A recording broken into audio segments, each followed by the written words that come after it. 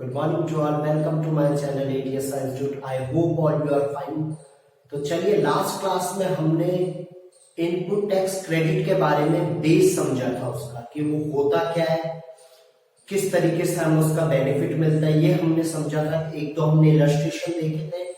आज हम देखेंगे पहले कि आईटीसी क्लेम करने के लिए हमारे पास क्या बेसिक 4 कंडीशन होनी चाहिए। अगर आप इन कंडीशंस को फॉलो नहीं करते और गलत क्या करते हैं, आईटीसी क्लेम करते हैं, तो ये बहुत बड़ा ऑफेंस है।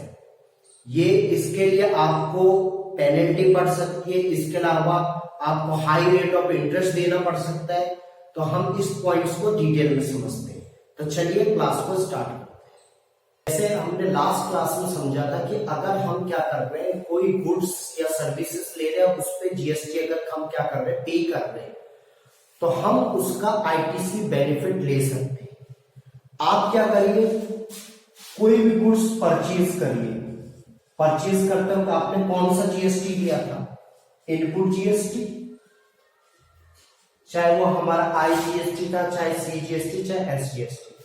आपने कोई सर्विस ली, उस पर भी आपने जीएसटी पे कर दिया। आपने कोई एक्सपेंस लिए तो उस पे भी आपने क्या कर दिया, जीएसटी पे कर दिया, जैसे रेंट वगैरह। तो कोई भी जो आपने इनपुट या आपने क्या किया, रॉ मटेरियल खरीदे, एक्सपेंस किए, कुछ भी किया है, आपने उस पे क्या किया, एक्सपेंस पे किए, और आपने फिर लास्ट में क्या किया, गुड्स को क्या कर दिया, सोल्ड कर दिया। तो सोल्ड करने पे हमें क्या मिलता है, आउटपुट जीएसटी। अब जो आउटपुट जीएसटी है वो हमारे लिए क्या थी, एक लायबिलिटी।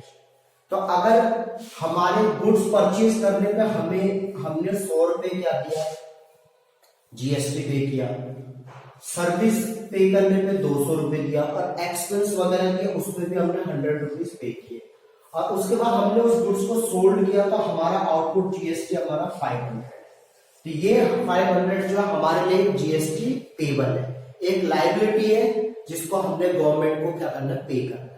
बट हम इससे लेस कर सकते हैं, जो ये हमारे क्या थे, इनपुट जीएसटी है। तो जीएसटी जो हमारा पेबल है, नेट जीएसटी पेबल अगर हमने पता करना हो, तो जितना भी हमारा आउटपुट जीएसटी था उससे माइनस करते हैं इनपुट जीएसटी या GST credit, ITC credit, last one का भी हो सकता है। तो हमने क्या किया, 500 में से 400 लेस किया, तो हमारी रिस्पॉन्सिबिलिटी केवल कितने की बनती है, 100 रुपए की। 100 रुपए हमने क्या करना है, गवर्नमेंट को क्या करना है, पे करना है। तो ये एक नॉर्मल कंडीशन है कि हम इस तरीके से क्या करते हैं, आईटीसी का बेनिफिट लेते हैं। हम केवल वो पे कर रहे हैं जो हमें एक्स्ट्रा मिल रहा है, उसके अलावा जो हम पे कर चुके हैं उसको हमने क्या करते हैं, लेस कर। बट इस पॉइंट को समझने के लिए कि कितना हम आईटीसी का क्रेडिट ले सकते हैं, इनपुट टैक्स क्रेडिट जो हमने खरीदने या जो परचेज करने में हमने वो सर्विसेज में या गुड्स में जो है हमने जीएसटी पे किया है, उसका हम बेनिफिट एक बार में नहीं ले सकते। क्या पता हमने कोई कैपिटल गुड्स लिया हो, मशीनरी फिक्स्ड एसेट लिया हो, तो उसका भी हम जीएसटी क्लेम कर सकते हैं। हमने अनरजिस्टर्ड डीलर से क्या किया हो, गुड्स खरीदे हो, तो उसके लिए भी कंडीशन होती है कि हम जीएसटी क्या कर सकते हैं, क्लेम कर सकते हैं आईटीसी बेनिफिट। मगर उसके लिए जो 4 कंडीशन है वो पहले हमने क्या करनी है, समझनी। तो चलिए उन कंडीशन को समझते हैं। तो फर्स्ट जो हमारी कंडीशन है वो ये है कि registered dealer should be in position of a tax invoice और debit note and prescribed documents. इसका मतलब क्या है, इसका मतलब यह है कि जो अगर आपको आईटीसी क्या करना है, क्लेम करना है, तो उसके लिए आपके पास कुछ डॉक्यूमेंट्स का होना जरूरी है। ये फर्स्ट कंडीशन है। तो फर्स्ट कंडीशन में जो हमारा पहला जो मेन पॉइंट है वो है हमारा क्या, टैक्स इनवॉइस। आपने क्या किया हो, कुछ परचेज किया है, चाहे आपने रॉ मटेरियल खरीदा, गुड्स परचेज किए, चाहे आपने सर्विसेज परचेज किए, चाहे आपने क्या किए, एक्सपेंस कुछ भी किए, गुड्स लिए, सर्विसेज लिए, चाहे आपने एक्सपेंस लिए, कुछ भी किया, उस पे अगर आपने जीएसटी पे किया है, तो उसके जो टैक्स इनवॉइस होंगे वो आपके पास होना जरूरी है, तभी आप क्या कर सकते हैं, इसको क्लेम कर सकते हैं। इसके अलावा आपके पास डेबिट नोट भी आपने इश्यू किया हो, मतलब इससे क्या होगी, आपकी सप्लाई क्या होगी, इंक्रीज होगी। अगर ऐसा कोई डेबिट नोट है तो वो भी क्या होना चाहिए, आपके पास होना जरूरी है। दूसरा जो नेक्स्ट पॉइंट है, प्रिस्क्राइब डॉक्यूमेंट्स, कि अगर नेसेसरी डॉक्यूमेंट चाहिए हमें जीएसटी में आईटीसी क्लेम करने के लिए, तो वो भी होना चाहिए। मान लीजिए आपने क्या किया, किसी अनरजिस्टर्ड डीलर से क्या किया, गुड्स परचेज किए, तो अनरजिस्टर्ड डीलर के केस में क्या होता है, आप तो रजिस्टर्ड है, तो उस केस में क्या होता है, वो तो क्या करेगा, उसको तो जीएसटी पे नहीं कर रहे, वो तो टैक्स इनवाइस आपको दे रहा नहीं है, तो उस केस में क्या करना होता है, आपको खुद ही क्या करना होता है, टैक्स इनवाइस क्रिएट करना पड़ता है, बिल क्रिएट करना पड़ता है, तो उसके लिए भी आपको आईटीसी क्लेम मिलेगा।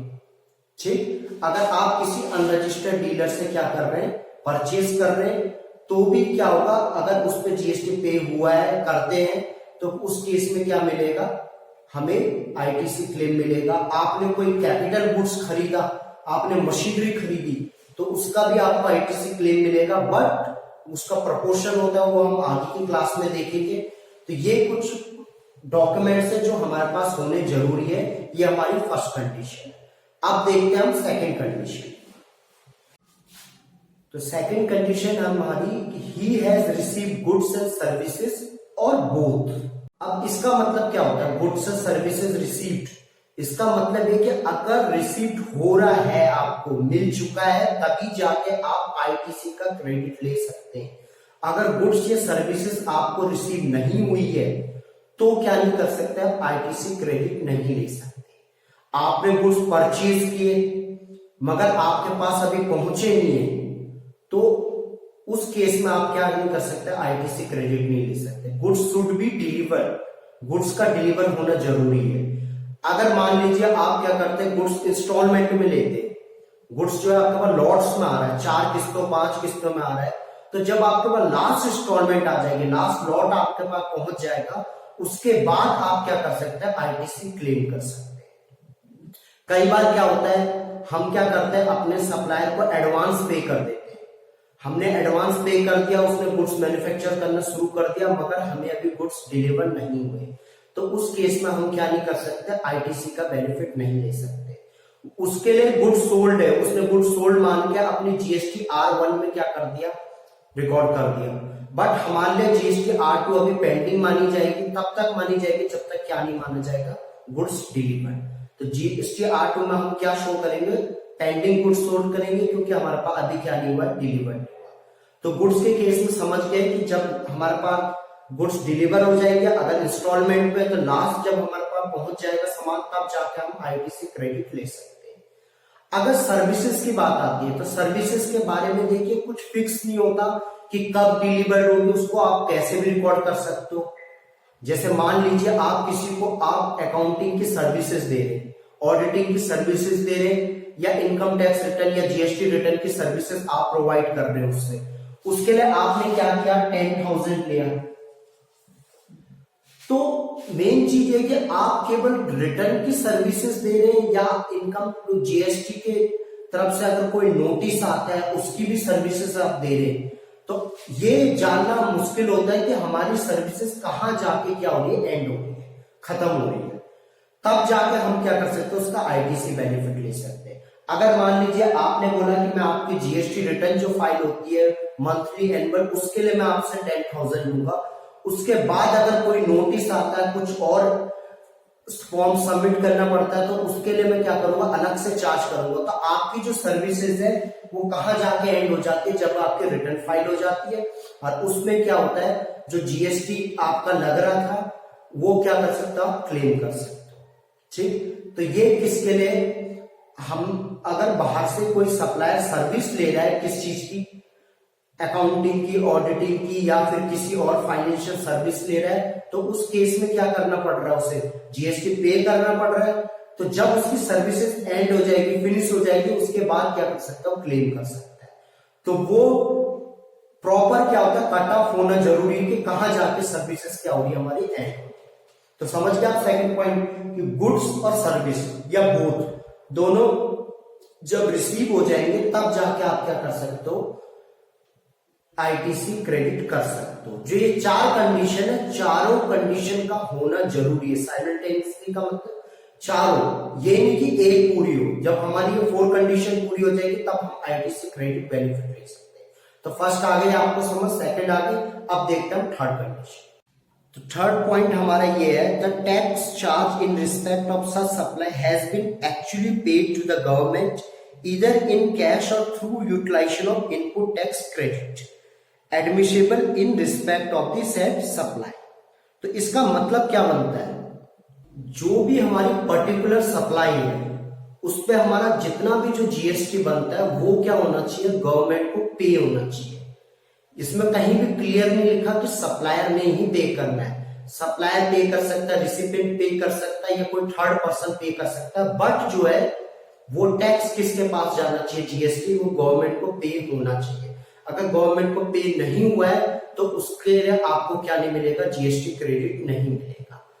ठीक, तो ये पॉइंट आ गया समझ आपको कि सिंपल है कि जीएसटी किसको पे होना चाहिए, गवर्नमेंट को पे होना चाहिए। अगर वो ड्यू है, अनपेड है, तो उस केस में आपको क्या नहीं मिलेगा, जीएसटी क्रेडिट नहीं मिलेगा। तो अब हम देखते हैं last most important fourth point. तो फोर्थ जो हमारी कंडीशन है वो ये कहती है कि here furnished return under section 39B। इसका मतलब ये है कि उसे क्या करना चाहिए, अपनी जो मंथली जो फाइनल रिटर्न होते हैं जीएसटी R3 वो क्या होनी चाहिए, फाइल होना जरूरी है। ये पॉइंट क्या कह रहा है कि आपकी जो मंथली रिटर्न जो आती है जीएसटी R3 जो फाइनल रिटर्न होती है मंथली की, जिसमें हमारे जीएसटी R1 2 की क्या होती है, समरी होती है, जिसके थ्रू हम क्या करते हैं, टैक्स लायबिलिटी जो होती है हम पे करते हैं या आईटीसी क्रेडिट बेनिफिट लेते हैं। अगर आपने रिटर्न फाइल नहीं की, कोई भी रीजन हो सकता है आपका रिटर्न फाइल करना भूल गए या कोई भी रीजन है नहीं फाइल कर पाए, तो उस केस में आपके लिए क्या होगा, आईटीसी क्रेडिट बेनिफिट नहीं मिलेगा। मतलब ये कि जो आपके जीएसटी R3 रिटर्न है वो फाइल करना बहुत जरूरी है। कैसे इसका इफेक्ट पड़ता है, जैसे मान लीजिए आपने गुड्स सोल्ड किए तो जीएसटी R1 में उसकी डिटेल आ गई, उसमें आपकी टैक्स लायबिलिटी जो जीएसटी की जो टैक्स लायबिलिटी है 1 लाख बनती है। अब क्या हुआ, आपने क्या किया, गुड्स परचेज किए थे, ये सब किया था, तो आपने आईटीसी बेनिफिट लिया परचेज का, तो कितने का लिया, 80,000 का। तो अब क्या बच गया हमारा 20,000। तो 20,000 हमने क्या करना है, पे करना है गवर्नमेंट को। अब किस रिटर्न के थ्रू करेंगे, जीएसटी R3। बट आपने क्या किया, वो नहीं पे कर पाए, आपने रिटर्न फाइल ही नहीं की, तो उस केस में क्या होगा, आपके लिए टैक्स लायबिलिटी 20,000 नहीं होगी, अब आपके लिए टैक्स लायबिलिटी क्या होगी, 1 लाख। आप आईटीसी जो 80,000 का उसके लिए एलिजिबल नहीं माने जाएंगे क्योंकि आपने रिटर्न फाइल नहीं की। एलिजिबल तभी माने जाएंगे जब आप क्या करेंगे, रिटर्न फाइल करेंगे। और अगर इस पे कोई लेट फीस या इंटरेस्ट वगैरह कुछ भी लगता है तो वो 20,000 पे नहीं लगेगा, वो कितने पे लगेगा, 1 लाख। तो इसका मतलब फोर्थ पॉइंट हमारा यही कहता है कि आपको क्या करनी है, जीएसटी R3 फाइल करनी है, तभी जाकर आपको क्या मिलेगा, आईटीसी बेनिफिट मिल सकता है। तो ये थे हमारे 4 पॉइंट्स। आई होप आपको अच्छे से समझ आ गए होंगे, क्योंकि आईटीसी बेनिफिट लेना तो इन 4 कंडीशन का पूरा होना जरूरी है। अगर आपको वीडियो अच्छा लगा हो तो प्लीज लाइक शेयर जरूर कीजिए।